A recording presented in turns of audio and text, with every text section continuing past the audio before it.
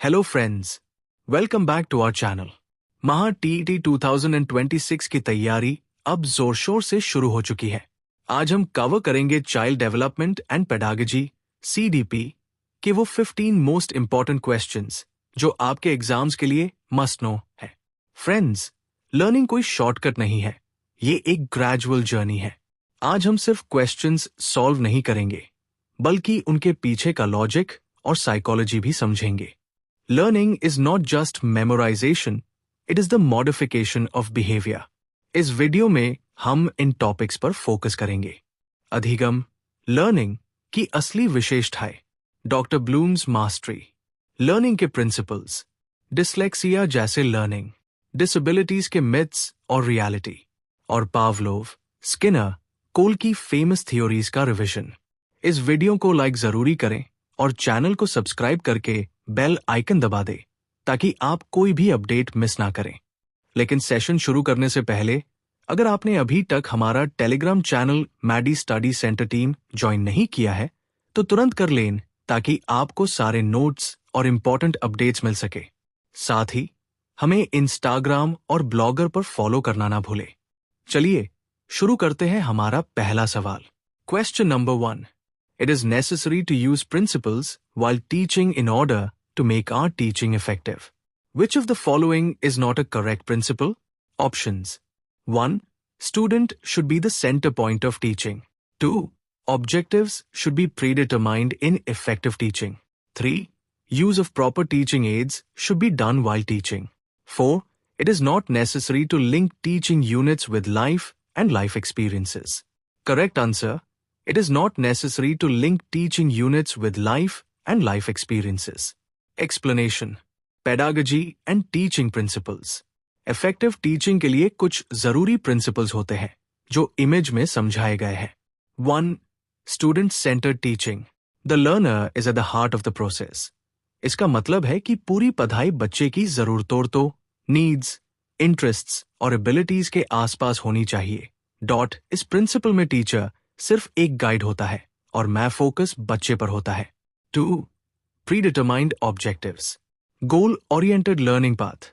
Class शुरू होने से पहले टीचर को पता होना चाहिए कि बच्चे को एंड में क्या सीखना है।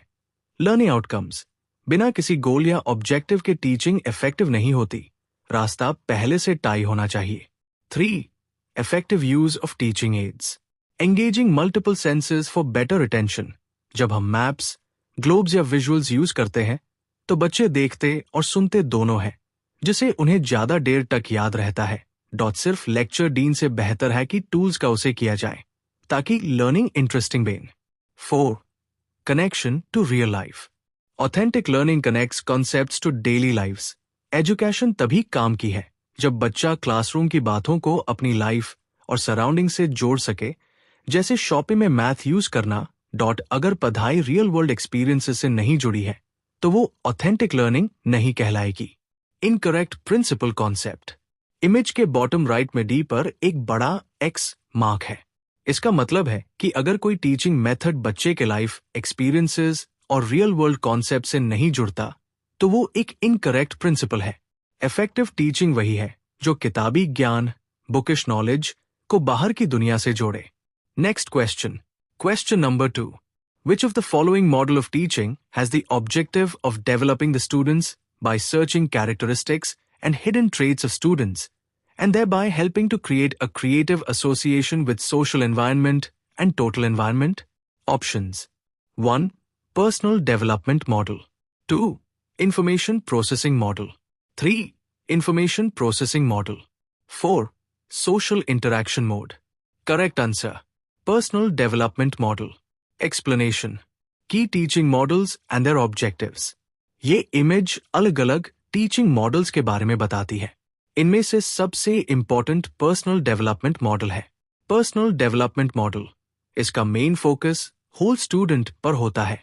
ये स्टूडेंट्स की हिडन ट्रेट्स और टैलेंट्स को ढूंढने में मदद करता है। ये बच्चों में कैरेक्टर, क्रिएटिविटी और सेल्फ अवेयरनेस डेवलप करता है। इसका गोल है बच्चों का एक क्रिएटिव एसोसिएशन बनाना उनके सोशल एनवायरनमेंट और टोटल एनवायरनमेंट के साथ। इंफॉर्मेशन प्रोसेसिंग मॉडल, इसका फोकस सिर्फ दिमागी स्किल्स यानी कॉग्निटिव स्किल्स पर होता है, जैसे डेटा एनालिसिस और problem solving. Social interaction model ये कोलैबोरेटिव लर्निंग पर फोकस करता है, जिसमें टीम वर्क, कम्युनिकेशन और रिलेशनशिप्स बनाना सिखाया जाता है। कंक्लूजन, अगर सवाल ये हो कि कौन सा मॉडल हिडन ट्रेड्स और क्रिएटिविटी को एनवायरनमेंट के साथ जोड़ता है, तो correct answer personal development model होगा। Next question, question number 3. Learning involves recognition or differentiation of an individual's perceptual, cognitive, motivational, and emotional structure, which functions as guide to some adequate and satisfying adjustments, ideational, verbal, motor, emotional, in both the specific situations and in related problems and situations. Who put forth this definition of learning? Options: 1. Franson. 2. Norman L. Munn. 3. Woodworth. 4. Murph. Correct answer: Franson, Arden N. Franson. Explanation. Definition of learning by Arden N. Franson. ये image फ्रांसन की दी गई learning की definition को simplify करती है। Complex definition, learning सिर्फ facts रटना नहीं है, ये एक इंसान के परसेप्चुअल, कॉग्निटिव, मोटिवेशनल और इमोशनल स्ट्रक्चर में बदलाव है। फंक्शंस एज गाइड, ये बदलाव हमें गाइड करते हैं ताकि हम अलग अलग सिचुएशंस में satisfying adjustments, motor, verbal, emotional कर सके। होल सिस्टम चेंज, फ्रांसन के मुताबिक रियल लर्निंग से हमारा पूरा नजरिया बदल जाता है और हम बेहतर आइडियाज सोच पाते हैं और बेहतर महसूस करते हैं। Next question, question number 4. Which of the following statement shows the characteristic feature of learning? Options: 1. Learning pattern is similar in all animals. 2. Even if one does not practice for a long time, one can remember it. 3. Learning helps in understanding. 4. Learning is quick process. Correct answer: learning helps in understanding. Explanation. Characteristic features of learning.to explain why certain common myths about learning are incorrect while highlighting the actual core process. 1. Myths. Learning क्या नहीं है? Incorrect options. Image में 3 ऐसे points हैं जिन्हें red x से mark किया गया है। A. Pattern similar in all animals. No, हर स्पीशीज का सीखने का तरीका अलग होता है। बंदर, चिड़िया और मछली सबकी अपनी डिफरेंट मोड्स होती है। B. Practice not needed. No, यहां यूज इट और लूज इट का कॉन्सेप्ट है। अगर आप प्रैक्टिस नहीं करोगे तो फॉरगेटिंग कर्व की वजह से सब भूल जाओगे। मेमोरी को बनाए रखने के लिए प्रैक्टिस जरूरी है। D. Quick process. No, learning कोई शॉर्टकट नहीं है, ये एक ग्रेजुअल जर्नी है जो धीरे धीरे कंप्लीट होती है। It's not a one click thing. 2. सही answer option C, learning helps understanding. Middle section में बताया गया है कि learning is modification, behaviour change. जब हम कुछ सीखते हैं तो हमारे व्यवहार, बिहेवियर में बदलाव आता है। डीपनिंग स्किल्स, इसमें सिर्फ फैक्ट्स याद करना नहीं बल्कि क्रिटिकल थिंकिंग, रीजनिंग और कनेक्टिंग आइडियाज शामिल है। रियल वर्ल्ड डिसीजंस, सीखने का असली फायदा तब है जब आप मुश्किल सिचुएशंस में बेहतर फैसले ले सके। 3. Deep explanation, English insight. Right side का बॉक्स सब कुछ क्लियर कर देता है। कोर पर्पस, लर्निंग का असली मकसद नॉलेज को लिंक करना है ताकि हम सिचुएशंस को बेहतर तरीके से समझ सके। अधिगम, लर्निंग ये व्यवहार में वो संशोधन, मॉडिफिकेशन है जिसे हमारी समझ, अंडरस्टैंडिंग बढ़ती है। द ब्रिज मेटाफोर, नीचे एक इमेज है जहां एक लड़का नॉलेज के पजल पीसेस को जोड़कर एक ब्रिज बना रहा है। इसका मतलब है कि जब बिखरी हुई जानकारी आपस में जुड़ती है तभी ट्रू अंडरस्टैंडिंग की लाइट जलती है। Next question 5. Which of the following statement about learning is not correct? Options: 1. Learning should create permanent changes in the behavior. 2. Natural changes can also be called as learning. 3. Learning has to be brought about consciously. 4. Behavioral changes due to experiences can be called as learning. Correct answer: natural changes can also be called learning. Explanation. Learning का मतलब होता है modification of behavior जो experience या practice से आता है। Natural changes जैसे ग्रोथ, मैचुरेशन या इलनेस को लर्निंग नहीं कहा जाता क्योंकि वो ऑटोमेटिक होते हैं। उनके लिए कोई एफर्ट या एक्सपीरियंस जरूरी नहीं होता। Detailed breakdown of options. 1. Learning should create permanent changes in the behaviour. ये स्टेटमेंट सही है। लर्निंग वही है जो हमारे व्यवहार में रिलेटिवली परमानेंट बदलाव लाए। अगर बदलाव टेम्पररी है, जैसे थकान या नशा, तो वो लर्निंग नहीं है। 2. Natural changes can also be called as learning. Incorrect, ये स्टेटमेंट गलत है। जैसे जैसे बच्चा बड़ा होता है, मैचुरेशन, वो नेचुरल प्रोसेस है। लर्निंग के लिए हमेशा इंटरैक्शन विद एनवायरनमेंट और एक्सपीरियंस की जरूरत होती है। 3. Learning has to be brought about consciously. ये स्टेटमेंट सही है क्योंकि लर्निंग एक एक्टिव प्रोसेस है जिसमें हम आइडियाज को लिंक करते हैं और रीजनिंग का उसे करते हैं। 4. Behavioural changes due to experiences can be called as learning. ये बिल्कुल सही है। इमेज में भी क्लियर दिखाया गया है कि behaviour changes, understanding deepens. Experience ही लर्निंग का बेस होता है। Next question 6. Mental stress can cause adverse effect on learning. So what should a teacher avoid from the following while teaching? Options. 1. Explain a difficult subject by use of easy words. 2.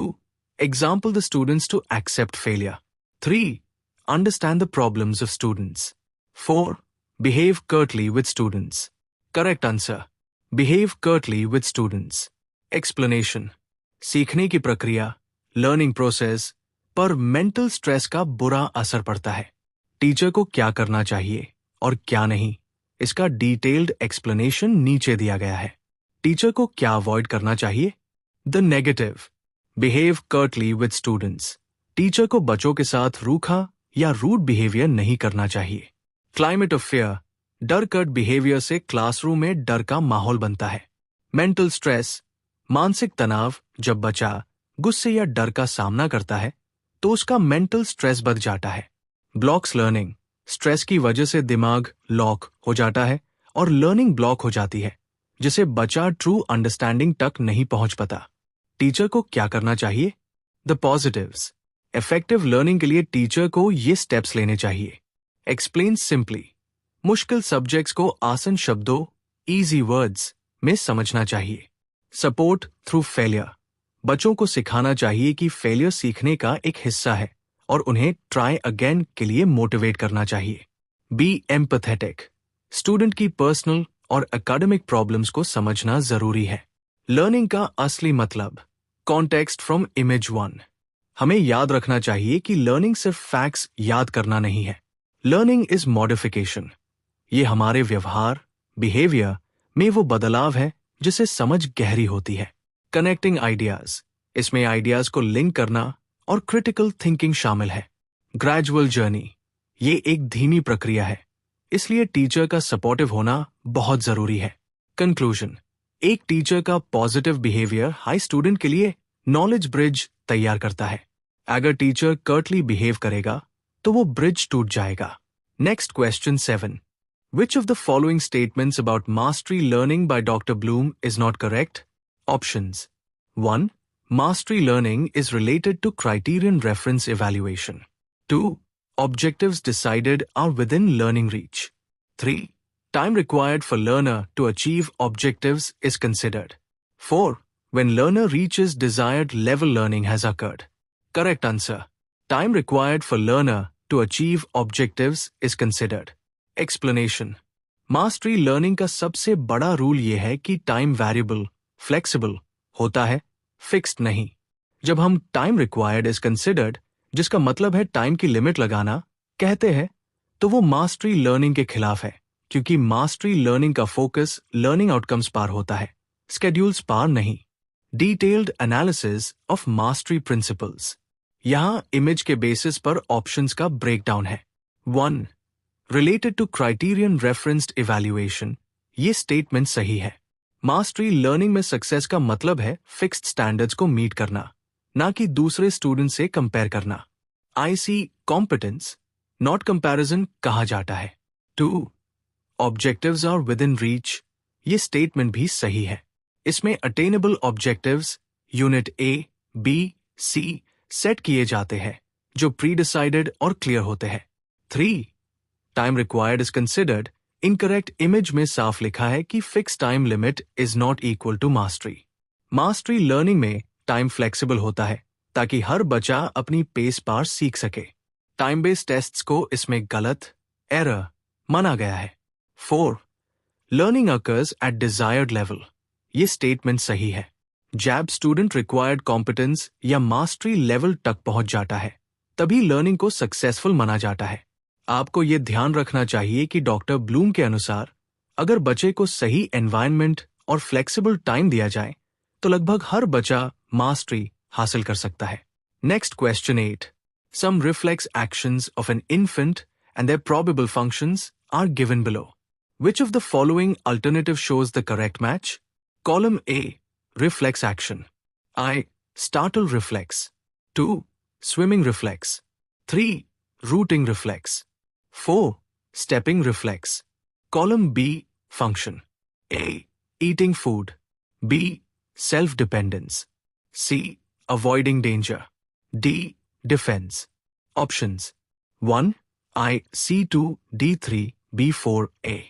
2, I, D2, C3, A4, B. 3, I, A2, B3, D4, C. 4, I, C2, D3, B4, A. Correct answer. ID, 2C, 3A, 4B. Explanation. Column A, reflex action. Column B, function English explanation. I, startle reflex. Moro. D, defense, रक्षा। जब बच्चा डर जाता है तो ये reflex उसे defence करने में मदद करता है। 2, स्विमिंग रिफ्लेक्स। सी, अवॉइडिंग डेंजर, खतरे से बचाव। पानी में बच्चा ऑटोमेटिक मूवमेंट करता है ताकि वो डेंजर अवॉइड कर सके। 3, रूटिंग रिफ्लेक्स। ए, ईटिंग फूड, भोजन खोजना, गाल, चीख पर टच करने से बच्चा मुंह घूमता है ताकि वो फूड ढूंढ सके। 4, stepping reflex. B, self dependence, आत्मनिर्भरता, पैरों को जमीन पर रखने पर चलने की कोशिश करना आगे चलकर सेल्फ डिपेंडेंस या वॉकिंग में मदद करता है।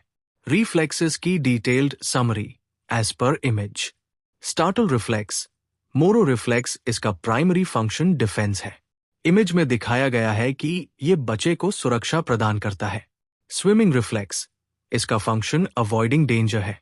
ये बच्चे को पानी जैसे खतरे से बचने में हेल्प करता है। रूटिंग रिफ्लेक्स, ये सीधा ईटिंग फूड से जुड़ा है। जैब नर्स बच्चे के गाल को छू रही है, बच्चा खाना खोजने के लिए रिएक्ट करता है। स्टेपिंग रिफ्लेक्स, ये सेल्फ डिपेंडेंस की तरफ एक कदम है, इसे बच्चे में वॉकिंग की बुनियाद बनती है। Next question 9. Which of the following is incorrect about the children having dyslexia? Options. 1. Remembering words is difficult for them. 2. They go wrong in putting numbers in sequence. 3. They join unnecessary letters. 4. They can concentrate on the paper, but reading from left to right is difficult for them. Correct answer. They can concentrate, but reading left to right is difficult. Explanation. ये statement incorrect इसलिए है क्योंकि dyslexic बच्चों को concentration में भी बहुत मुश्किल होती है। इन्फोग्राफिक के मुताबिक लेटर डी कोडिंग उनके लिए बहुत एग्जॉस्टिंग, ताकदीन वाला काम होता है, जिसकी वजह से उनका फोकस बहुत जल्दी ब्रेक हो जाता है। Detailed analysis of dyslexia characteristics.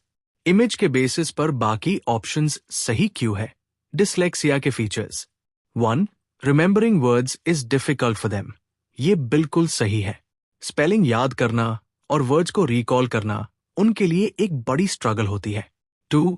They go wrong in putting numbers in sequence. Dyslexia के साथ अक्सर डिस्कैल्कुलिया ओवरलैप करता है।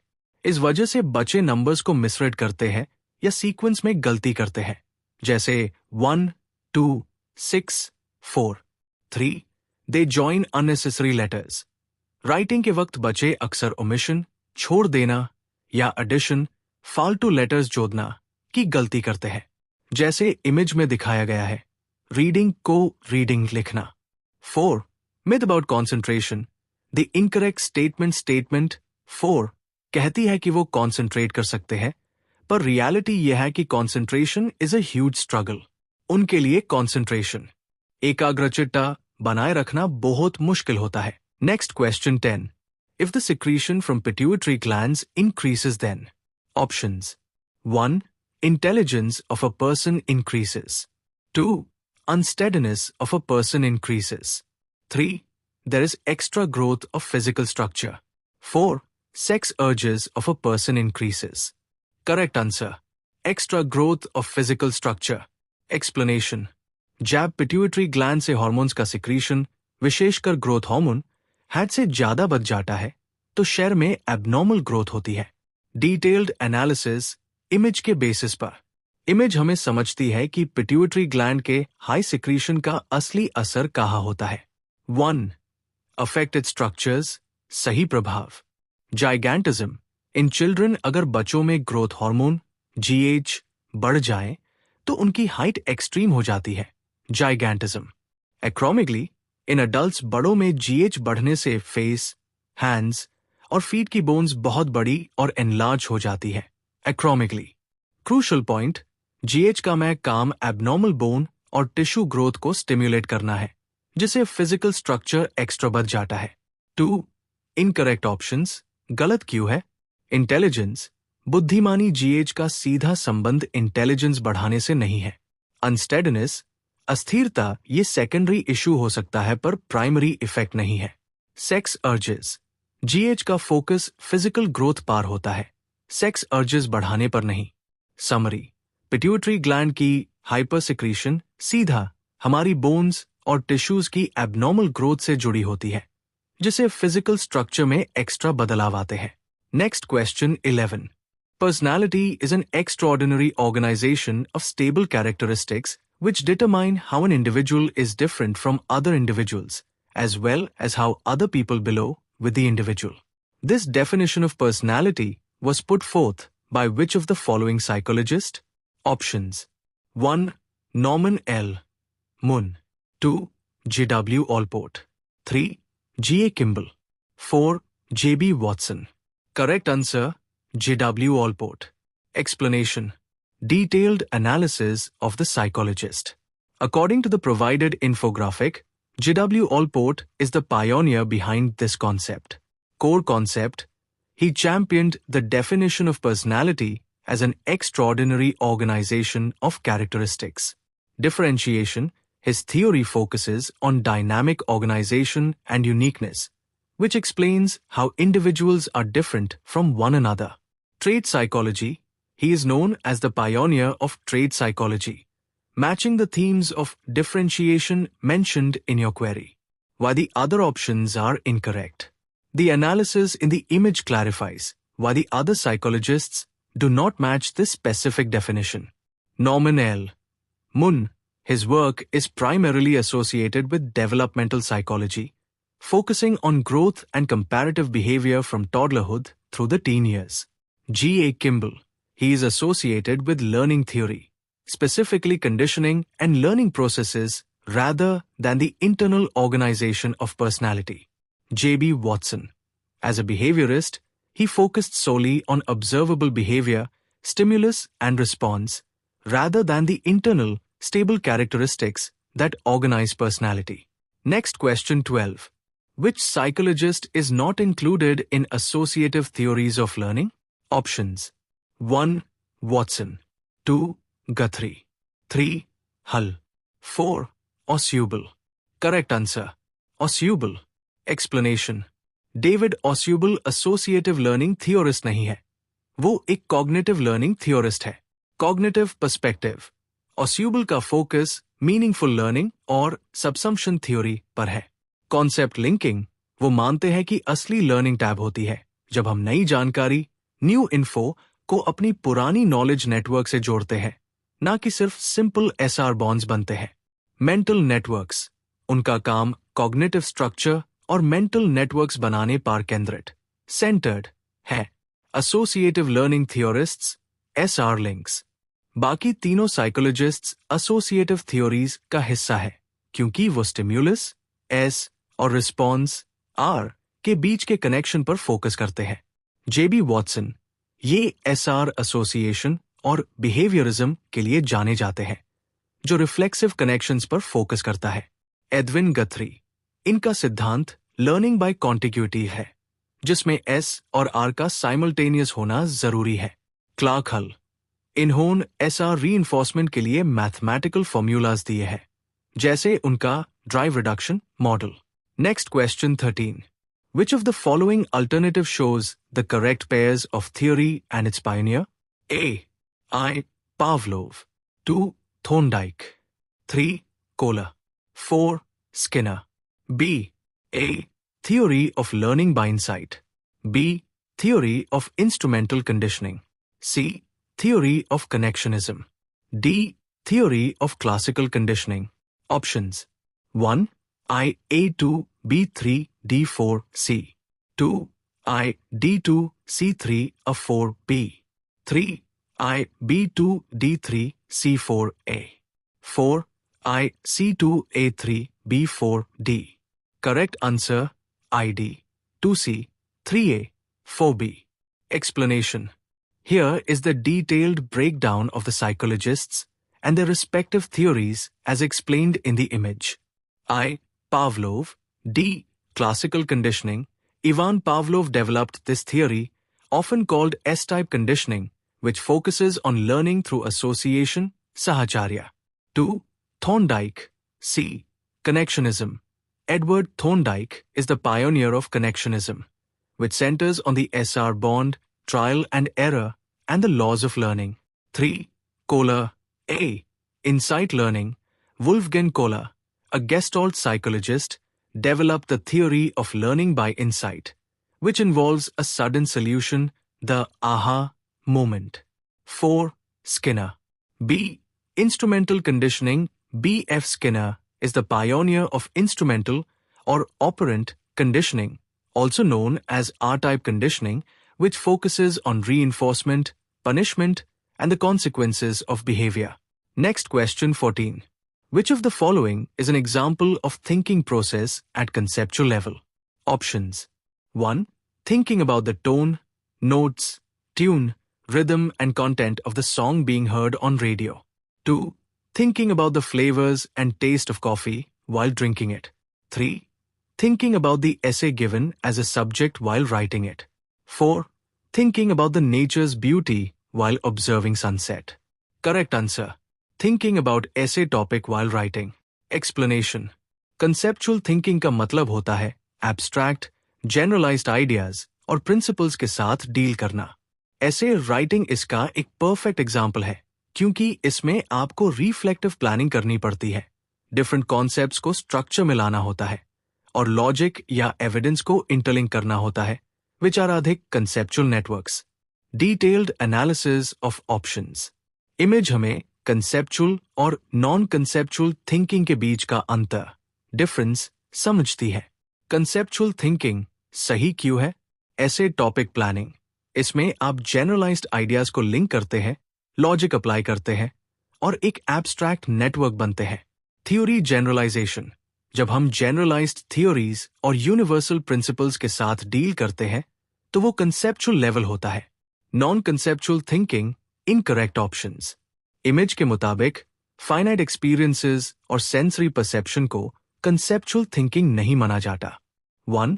Music components, tone, rhythm etcetera ये फाइनाइट एलिमेंट्स के बारे में सोचना है, जो लोअर मेमोरी लेवल पर आता है। 2.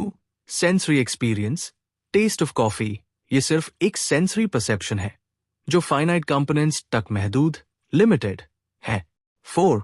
एस्थेटिक परसेप्शन, नेचर्स ब्यूटी या सनसेट को ऑब्जर्व करना एक फाइनाइट एस्थेटिक एक्सपीरियंस है, कंसेप्चुअल लेवल नहीं। Next question 15. Nature of experience is a factor that affects retention, which is an important factor of memory. Which of the following is not included in nature of experience? Options. 1. Intensity of stimulus. 2. Meaningfulness. 3. Altitude of an individual. 4. Source of stimulus. Correct answer. Altitude of an individual. Explanation. Detailed analysis. Nature of experience and memory. Memory और retention, याद रखने की क्षमता के लिए nature of experience एक बहुत बड़ा फैक्टर होता है। इमेज एनालिसिस के मुताबिक इसमें फिजिकल या जियोग्राफिक फैक्टर्स शामिल नहीं होते। 1. Intensity of stimulus. ये एक वैलिड फैक्टर है। जितना ज्यादा इंटेंस या इम्पैक्टफुल स्टिम्युलस अनुभव होगा, उतनी ही बेहतर उसकी मेमोरी बनती है। 2. मीनिंगफुलनेस। ये सबसे महत्वपूर्ण फैक्टर है। इमेज में बताया गया है कि लर्निंग तभी गहरी होती है जब बच्चा नॉलेज के पीसेस को लिंक करके ट्रू अंडरस्टैंडिंग तक पहुंचता है। अगर एक्सपीरियंस मीनिंगफुल है तो रिटेंशन हमेशा हाई रहेगा। 3. Altitude of an individual not included. ये स्टेटमेंट गलत है, क्योंकि एल्टीट्यूड, ऊंचाई, एक फिजिकल एनवायरनमेंट का फैक्टर है, एक्सपीरियंस की क्वालिटी या मेंटल नेचर का नहीं। मेमोरी और रिटेंशन का ताल्लुक कॉग्निटिव प्रोसेस से है, हाइट या जियोग्राफिक एल्टीट्यूड से नहीं। 4. Source of stimulus. स्टिम्युलस कहां से आ रहा है?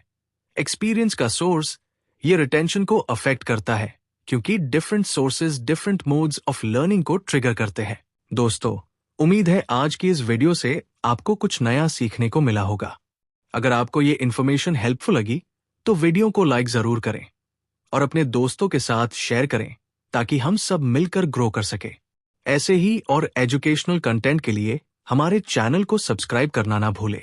जाते जाते बस इतना कहूंगा, लाइफ में चैलेंजेस तो आते रहेंगे, पर उन्हें सॉल्व करने की शक्ति आपके पॉजिटिव एटीट्यूड में है।